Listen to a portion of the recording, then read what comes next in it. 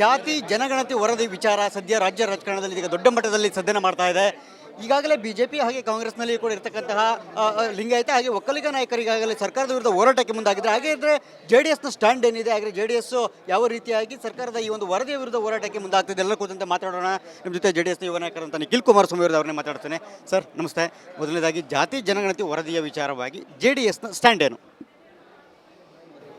ಜಾತಿ ಗಣತಿ ವಿಚಾರವಾಗಿ ಆರ್ಥಿಕವಾಗಿ, ಸಾಮಾಜಿಕವಾಗಿ, ಶೈಕ್ಷಣಿಕವಾಗಿ ಈ ಜಾತಿ ಗಣತಿ ಎಲ್ಲ ಸಮುದಾಯಗಳ ಸಮಾನತೆಯ ದೃಷ್ಟಿಯಿಂದ ತಗೊಂಡಿರ್ತಕ್ಕಂಥ ತೀರ್ಮಾನಗಳು, ಜೊತೆಯಲ್ಲಿ ಜಾತಿ ಗಣತಿ ಕಂಡಕ್ಟ್ ಮಾಡಿರ್ತಕ್ಕಂಥ ಯಾವ ಪ್ರಕ್ರಿಯೆ ಇದೆಯಲ್ಲ ಅದರಲ್ಲಿ ಪಾರದರ್ಶಕತೆ ಇದ್ದು ಅದರಲ್ಲಿ ಅವರು ಯಾವ ರೀತಿ ವೈಜ್ಞಾನಿಕವಾಗಿ ಮಾಡಿದ್ದಾರೆ ಅಂತಕ್ಕಂಥದ್ದಾದರೆ ಸ್ವಾಗತ ಮಾಡ್ತೇವೆ. ಆದರೆ ಇದು ತಮ್ಮ ತಮ್ಮ ರಾಜಕೀಯದ ಅಸ್ತಿತ್ವದ ಪ್ರಶ್ನೆಗೆ ತಮ್ಮ ಕುರ್ಚಿಯನ್ನು ಭದ್ರಪಡಿಸ್ಕೊಳ್ಳೋದಕ್ಕೋಸ್ಕರ for the Siddaramaiah by the Siddaramaiah ಅಂತಕ್ಕಂಥ ನಿಟ್ಟಿನಲ್ಲಿ ಇವತ್ತು ನಡ್ಕೊಳ್ತಾ ಇರ್ತಕ್ಕಂಥದ್ದು ಇದೆಯಲ್ಲ, ಇದು ನಿಜಕ್ಕೂ ಕೂಡ ಅವರ ಇಷ್ಟು ವರ್ಷದ ರಾಜಕಾರಣದ ಒಂದು ಅವಧಿ ಏನಿದೆಯಲ್ಲ ಆ ಒಂದು ಸ್ಥಾನಕ್ಕೆ ಅವ್ರಿಗೆ ವ್ಯಕ್ತಿಗೆ ಆ ಒಂದು ಶೋಭೆ ತರ್ತಕ್ಕಂಥದ್ದಲ್ಲ.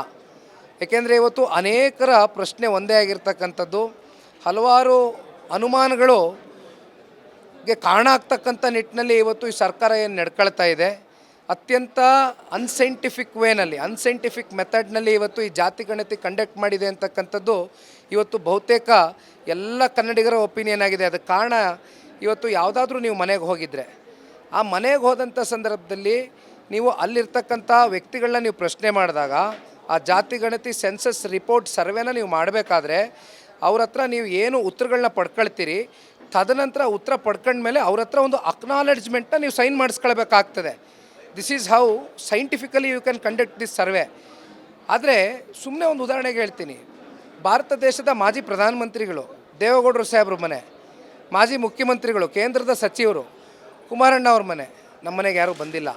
ಈ ರೀತಿ ಅನೇಕ ಕಡೆ ಚರ್ಚೆ ಇವತ್ತು ಸಾರ್ವಜನಿಕ ವಲಯದಲ್ಲಿ ಎಲ್ಲಿ ಹೋದರೂ ಕೂಡ ನಮ್ಮ ಮನೆಗೆ ಬಂದಿಲ್ಲ ಅಂತಕ್ಕಂಥ ಚರ್ಚೆ ಪ್ರಾರಂಭ ಆಗಿದೆ. ವರದಿ ತಯಾರಿಸೋಕೆ 165 ಕೋಟಿ ಖರ್ಚಾಗಿದೆ. ಆಗಿದ್ರೆ ಎಲ್ಲೋಯ್ತು ಅಂತ ಆಗಿದ್ರೆ ಈ ಹಣ? ಒಂದು ದಶಕದ ಹಿಂದೆ ಈ ವರದಿ ಕಾಂತರಾಜು ಅವರ ಸಮಿತಿಯನ್ನು ರಚನೆ ಮಾಡಿ ಅದರ ಮೂಲಕ ಒಂದು ವರದಿಯನ್ನು, ಒಂದು ಸರ್ವೆಯನ್ನು ಬಿಡುಗಡೆ ಮಾಡಬೇಕು ಅಂತಕ್ಕಂಥ ತೀರ್ಮಾನ ಮಾಡಿದರು. ತಾವೇ ಹೇಳ್ದಂಗೆ 150-165 ಕೋಟಿ ವೆಚ್ಚದಲ್ಲಿ ಇವತ್ತು ಈ ವರದಿ ತಯಾರಿ ಮಾಡಲಿಕ್ಕೂ ಕೂಡ ಹಣಕಾಸು, ಸರ್ಕಾರದ ಹಣಕಾಸು, ಕನ್ನಡಿಗರ ಹಣಕಾಸು ಖರ್ಚು ಮಾಡ್ಕೊಂಡಿದ್ದೀರಿ. ತಾವು ಹೇಳ್ದಂಗೆ ಇದು ಮುಂದೆ ಯಾವತ್ತು ಈ ಪ್ರಶ್ನೆಗಳು ಉದ್ಭವ ಆಗುತ್ತೆ ಅಂದರೆ ಒಂದು ಸಲ ಅಧಿಕೃತವಾಗಿ ಮಾಹಿತಿ ಬರಬೇಕು.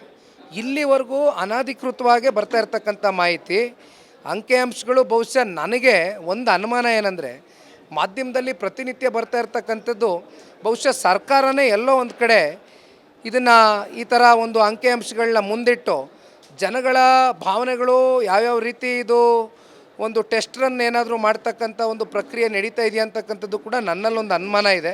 ಆದರೆ ಈ ಅನಧಿಕೃತನೇ ಅಧಿಕೃತವಾಗಿ ಏನಾದರೂ ಮಾಹಿತಿ ಬಂದಂಥ ಸಂದರ್ಭದಲ್ಲಿ ಬಹುಶಃ ಸಾಕಷ್ಟು ಪ್ರಶ್ನೆಗಳು, ಸಾಕಷ್ಟು ಸವಾಲುಗಳನ್ನ ರಾಜ್ಯ ಸರ್ಕಾರ ಎದುರಿಸಬೇಕಾಗ್ತದೆ, ರಾಜ್ಯದ ಜನತೆಗೆ ಉತ್ತರ ಕೊಡಬೇಕಾಗ್ತದೆ. ಇವತ್ತು ಕಾಂಗ್ರೆಸ್ನಲ್ಲಿ ಬಹುತೇಕ ಸಚಿವ ಸಂಪುಟದಲ್ಲಿ ಮಾಧ್ಯಮದ ಸ್ನೇಹಿತರು ಒಂದು 2-3 ದಿನದಿಂದ ಇದನ್ನು ಮಂಡಿಸೇ ಬಿಡ್ತಾರೆ, ಒಳಗಡೆ ಒಂದು ತೀರ್ಮಾನನೇ ಆಗೋಗುತ್ತೆ, ಮುಖ್ಯಮಂತ್ರಿಗಳ ನೇತೃತ್ವದಲ್ಲಿ ಸಭೆ ನಡೀತಾ ಇದೆ ಅಂತ ಹೇಳಿದ್ರಿ. ಕೊನೆಗೆ ಇಂಟರ್ನಲ್ಲಿ ಎಲ್ಲೋ ಒಂದು ಕಡೆ ಅವರಲ್ಲೇ ಇದು ಮರುಪರಿಶೀಲನೆ ಮಾಡಬೇಕು,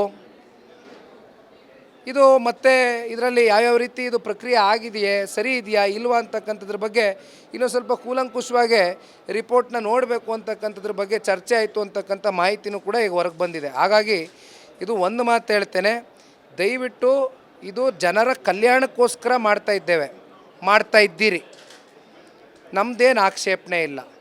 ಎಲ್ಲ ಸಮುದಾಯಗಳನ್ನ ಸಮಾನತೆಯಿಂದ ಕಾಣಿ.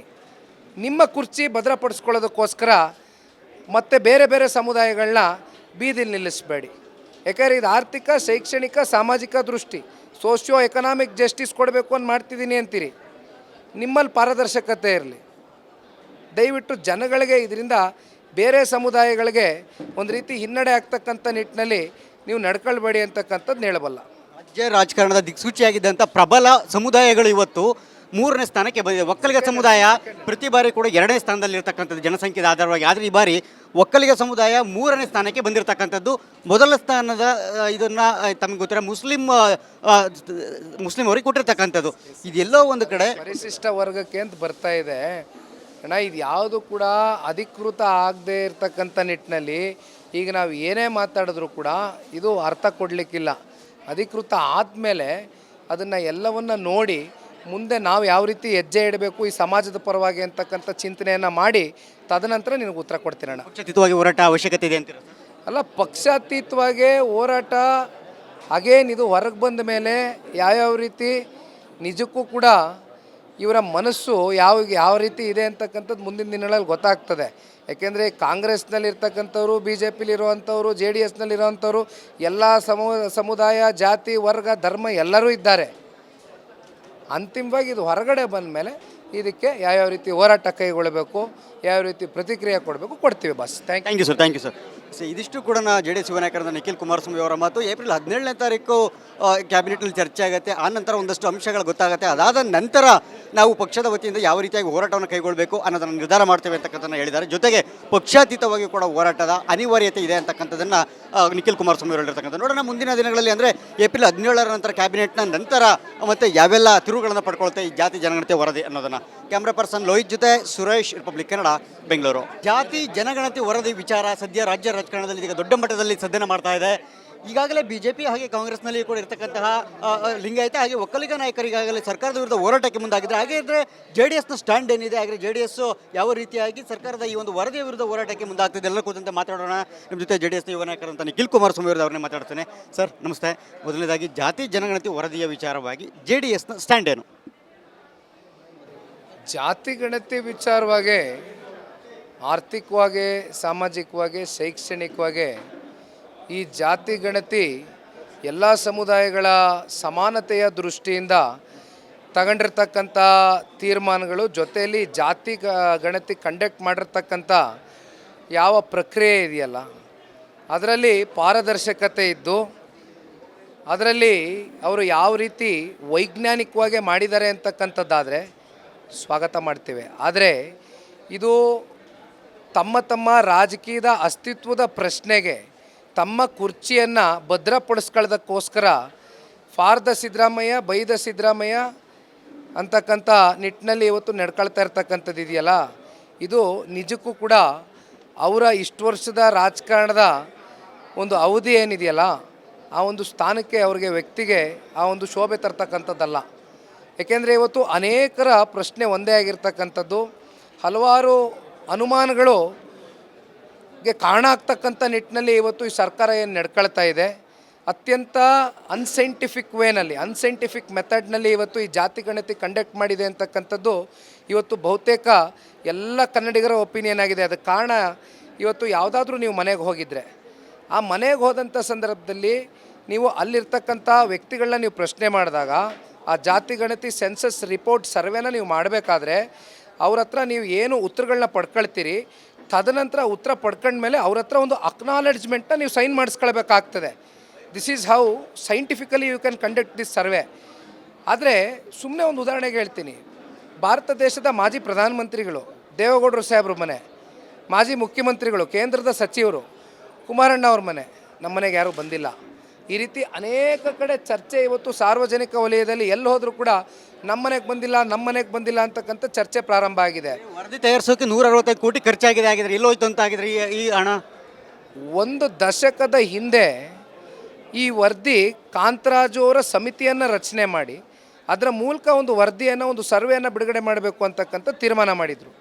ತಾವೇ ಹೇಳ್ದಂಗೆ 150-165 ಕೋಟಿ ವೆಚ್ಚದಲ್ಲಿ ಇವತ್ತು ಈ ವರದಿ ತಯಾರಿ ಮಾಡಲಿಕ್ಕೂ ಕೂಡ ಹಣಕಾಸು, ಸರ್ಕಾರದ ಹಣಕಾಸು, ಕನ್ನಡಿಗರ ಹಣಕಾಸು ಖರ್ಚು ಮಾಡ್ಕೊಂಡಿದ್ದೀರಿ. ತಾವು ಹೇಳ್ದಂಗೆ ಇದು ಮುಂದೆ ಯಾವತ್ತು ಈ ಪ್ರಶ್ನೆಗಳು ಉದ್ಭವ ಆಗುತ್ತೆ ಅಂದರೆ ಒಂದು ಸಲ ಅಧಿಕೃತವಾಗಿ ಮಾಹಿತಿ ಬರಬೇಕು. ಇಲ್ಲಿವರೆಗೂ ಅನಧಿಕೃತವಾಗಿ ಬರ್ತಾ ಇರ್ತಕ್ಕಂಥ ಮಾಹಿತಿ, ಅಂಕಿಅಂಶಗಳು, ಬಹುಶಃ ನನಗೆ ಒಂದು ಅನುಮಾನ ಏನಂದರೆ ಮಾಧ್ಯಮದಲ್ಲಿ ಪ್ರತಿನಿತ್ಯ ಬರ್ತಾ ಇರ್ತಕ್ಕಂಥದ್ದು ಬಹುಶಃ ಸರ್ಕಾರನೇ ಎಲ್ಲೋ ಒಂದು ಕಡೆ ಇದನ್ನು ಈ ಥರ ಒಂದು ಅಂಕಿಅಂಶಗಳನ್ನ ಮುಂದಿಟ್ಟು ಜನಗಳ ಭಾವನೆಗಳು ಯಾವ್ಯಾವ ರೀತಿ ಇದು ಒಂದು ಟೆಸ್ಟ್ ರನ್ ಏನಾದರೂ ಮಾಡ್ತಕ್ಕಂಥ ಒಂದು ಪ್ರಕ್ರಿಯೆ ನಡೀತಾ ಇದೆಯಾ ಅಂತಕ್ಕಂಥದ್ದು ಕೂಡ ನನ್ನಲ್ಲೊಂದು ಅನುಮಾನ ಇದೆ. ಆದರೆ ಈ ಅನಧಿಕೃತನೇ ಅಧಿಕೃತವಾಗಿ ಏನಾದರೂ ಮಾಹಿತಿ ಬಂದಂಥ ಸಂದರ್ಭದಲ್ಲಿ ಬಹುಶಃ ಸಾಕಷ್ಟು ಪ್ರಶ್ನೆಗಳು, ಸಾಕಷ್ಟು ಸವಾಲುಗಳನ್ನ ರಾಜ್ಯ ಸರ್ಕಾರ ಎದುರಿಸಬೇಕಾಗ್ತದೆ, ರಾಜ್ಯದ ಜನತೆಗೆ ಉತ್ತರ ಕೊಡಬೇಕಾಗ್ತದೆ. ಇವತ್ತು ಕಾಂಗ್ರೆಸ್ನಲ್ಲಿ ಬಹುತೇಕ ಸಚಿವ ಸಂಪುಟದಲ್ಲಿ ಮಾಧ್ಯಮದ ಸ್ನೇಹಿತರು ಒಂದು 2-3 ದಿನದಿಂದ ಇದನ್ನು ಮಂಡಿಸೇ ಬಿಡ್ತಾರೆ, ಒಳಗಡೆ ಒಂದು ತೀರ್ಮಾನನೇ ಆಗೋಗುತ್ತೆ, ಮುಖ್ಯಮಂತ್ರಿಗಳ ನೇತೃತ್ವದಲ್ಲಿ ಸಭೆ ನಡೀತಾ ಇದೆ ಅಂತ ಹೇಳಿದ್ರಿ. ಕೊನೆಗೆ ಇಂಟರ್ನಲ್ಲಿ ಎಲ್ಲೋ ಒಂದು ಕಡೆ ಅವರಲ್ಲೇ ಇದು ಮರುಪರಿಶೀಲನೆ ಮಾಡಬೇಕು, ಇದು ಮತ್ತೆ ಇದರಲ್ಲಿ ಯಾವ್ಯಾವ ರೀತಿ ಇದು ಪ್ರಕ್ರಿಯೆ ಆಗಿದೆಯೇ, ಸರಿ ಇದೆಯಾ ಇಲ್ವಾ ಅಂತಕ್ಕಂಥದ್ರ ಬಗ್ಗೆ ಇನ್ನೊಂದು ಸ್ವಲ್ಪ ಕೂಲಂಕುಷವಾಗಿ ರಿಪೋರ್ಟ್ನ ನೋಡಬೇಕು ಅಂತಕ್ಕಂಥದ್ರ ಬಗ್ಗೆ ಚರ್ಚೆ ಆಯಿತು ಅಂತಕ್ಕಂಥ ಮಾಹಿತಿನೂ ಕೂಡ ಈಗ ಹೊರಗೆ ಬಂದಿದೆ. ಹಾಗಾಗಿ ಇದು ಒಂದು ಮಾತು ಹೇಳ್ತೇನೆ, ದಯವಿಟ್ಟು ಇದು ಜನರ ಕಲ್ಯಾಣಕ್ಕೋಸ್ಕರ ಮಾಡ್ತಾ ಇದ್ದೀರಿ, ನಮ್ಮದೇನು ಆಕ್ಷೇಪಣೆ ಇಲ್ಲ. ಎಲ್ಲ ಸಮುದಾಯಗಳನ್ನ ಸಮಾನತೆಯಿಂದ ಕಾಣಿ. ನಿಮ್ಮ ಕುರ್ಚಿ ಭದ್ರಪಡಿಸ್ಕೊಳ್ಳೋದಕ್ಕೋಸ್ಕರ ಮತ್ತು ಬೇರೆ ಬೇರೆ ಸಮುದಾಯಗಳನ್ನ ಬೀದಿಲಿ ನಿಲ್ಲಿಸಬೇಡಿ. ಯಾಕಂದರೆ ಇದು ಆರ್ಥಿಕ, ಶೈಕ್ಷಣಿಕ, ಸಾಮಾಜಿಕ ದೃಷ್ಟಿ, ಸೋಷಿಯೋ ಎಕನಾಮಿಕ್ ಜಸ್ಟಿಸ್ ಕೊಡಬೇಕು ಅಂತ ಮಾಡ್ತಿದ್ದೀನಿ ಅಂತೀರಿ. ನಿಮ್ಮಲ್ಲಿ ಪಾರದರ್ಶಕತೆ ಇರಲಿ. ದಯವಿಟ್ಟು ಜನಗಳಿಗೆ ಇದರಿಂದ ಬೇರೆ ಸಮುದಾಯಗಳಿಗೆ ಒಂದು ರೀತಿ ಹಿನ್ನಡೆ ಆಗ್ತಕ್ಕಂಥ ನಿಟ್ಟಿನಲ್ಲಿ ನೀವು ನಡ್ಕೊಳ್ಬೇಡಿ ಅಂತಕ್ಕಂಥದ್ದು ಹೇಳಬಲ್ಲ. ರಾಜ್ಯ ರಾಜಕಾರಣದ ದಿಕ್ಸೂಚಿಯಾಗಿದ್ದಂಥ ಪ್ರಬಲ ಸಮುದಾಯಗಳು ಇವತ್ತು 3ನೇ ಸ್ಥಾನಕ್ಕೆ ಬಂದಿದೆ. ಒಕ್ಕಲಿಗ ಸಮುದಾಯ ಪ್ರತಿ ಬಾರಿ ಕೂಡ 2ನೇ ಸ್ಥಾನದಲ್ಲಿರ್ತಕ್ಕಂಥದ್ದು ಜನಸಂಖ್ಯೆದ ಆಧಾರವಾಗಿ. ಆದರೆ ಈ ಬಾರಿ ಒಕ್ಕಲಿಗ ಸಮುದಾಯ 3ನೇ ಸ್ಥಾನಕ್ಕೆ ಬಂದಿರತಕ್ಕಂಥದ್ದು. ಮೊದಲ ಸ್ಥಾನದ ಇದನ್ನು ತಮಗೆ ಗೊತ್ತಿರೋ ಮುಸ್ಲಿಂ ಅವರಿಗೆ ಕೊಟ್ಟಿರ್ತಕ್ಕಂಥದ್ದು. ಇದೆಲ್ಲೋ ಒಂದು ಕಡೆ ಪರಿಶಿಷ್ಟ ವರ್ಗಕ್ಕೆ ಅಂತ ಬರ್ತಾ ಇದೆ ಅಣ್ಣ. ಇದು ಯಾವುದು ಕೂಡ ಅಧಿಕೃತ ಆಗದೆ ಇರತಕ್ಕಂಥ ನಿಟ್ಟಿನಲ್ಲಿ ಈಗ ನಾವು ಏನೇ ಮಾತಾಡಿದ್ರೂ ಕೂಡ ಇದು ಅರ್ಥ ಕೊಡಲಿಕ್ಕಿಲ್ಲ. ಅಧಿಕೃತ ಆದಮೇಲೆ ಅದನ್ನು ಎಲ್ಲವನ್ನು ನೋಡಿ ಮುಂದೆ ನಾವು ಯಾವ ರೀತಿ ಹೆಜ್ಜೆ ಇಡಬೇಕು ಈ ಸಮಾಜದ ಪರವಾಗಿ ಅಂತಕ್ಕಂಥ ಚಿಂತನೆಯನ್ನು ಮಾಡಿ ತದನಂತರ ನಿನಗೆ ಉತ್ತರ ಕೊಡ್ತೀನಣ್ಣ. ಪಕ್ಷಾತೀತವಾಗಿ ಹೋರಾಟ ಅವಶ್ಯಕತೆ ಇದೆ ಅಂತೀರ?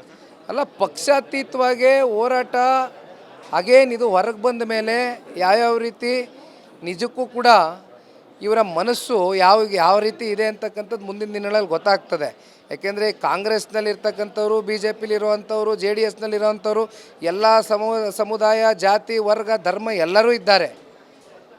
ಅಂತಿಮವಾಗಿ ಇದು ಹೊರಗಡೆ ಬಂದ ಮೇಲೆ ಇದಕ್ಕೆ ಯಾವ್ಯಾವ ರೀತಿ ಹೋರಾಟ ಕೈಗೊಳ್ಳಬೇಕು, ಯಾವ ರೀತಿ ಪ್ರತಿಕ್ರಿಯೆ ಕೊಡ್ತೀವಿ ಬಸ್. Thank you sir. ಇದಿಷ್ಟು ಕೂಡ ಜೆ ಡಿ ಎಸ್ ಯುವ ನಾಯಕರಾದ ನಿಖಿಲ್ ಕುಮಾರಸ್ವಾಮಿ ಅವರ ಮಾತು. ಏಪ್ರಿಲ್ 17ನೇ ತಾರೀಕು ಕ್ಯಾಬಿನೆಟ್ನಲ್ಲಿ ಚರ್ಚೆ ಆಗುತ್ತೆ. ಆ ನಂತರ ಒಂದಷ್ಟು ಅಂಶಗಳು ಗೊತ್ತಾಗುತ್ತೆ. ಅದಾದ ನಂತರ ನಾವು ಪಕ್ಷದ ವತಿಯಿಂದ ಯಾವ ರೀತಿಯಾಗಿ ಹೋರಾಟವನ್ನು ಕೈಗೊಳ್ಳಬೇಕು ಅನ್ನೋದನ್ನು ನಿರ್ಧಾರ ಮಾಡ್ತೇವೆ ಅಂತಕ್ಕಂಥದ್ದನ್ನು ಹೇಳಿದ್ದಾರೆ. ಜೊತೆಗೆ ಪಕ್ಷಾತೀತವಾಗಿ ಕೂಡ ಹೋರಾಟದ ಅನಿವಾರ್ಯತೆ ಇದೆ ಅಂತಕ್ಕಂಥದ್ದನ್ನು ನಿಖಿಲ್ ಕುಮಾರಸ್ವಾಮಿ ಅವರು ಹೇಳಿರ್ತಕ್ಕಂಥ. ನೋಡೋಣ ಮುಂದಿನ ದಿನಗಳಲ್ಲಿ, ಅಂದರೆ ಏಪ್ರಿಲ್ 17ರ ನಂತರ ಕ್ಯಾಬಿನೆಟ್ನ ನಂತರ ಮತ್ತು ಯಾವೆಲ್ಲ ತಿರುವುಗಳನ್ನು ಪಡ್ಕೊಳ್ತೆ ಈ ಜಾತಿ ಜನಗಣತಿ ವರದಿ ಅನ್ನೋದನ್ನು. ಕ್ಯಾಮ್ರಾ ಪರ್ಸನ್ ಲೋಹಿತ್ ಜೊತೆ ಸುರೇಶ್, ರಿಪಬ್ಲಿಕ್ ಕನ್ನಡ, ಬೆಂಗಳೂರು.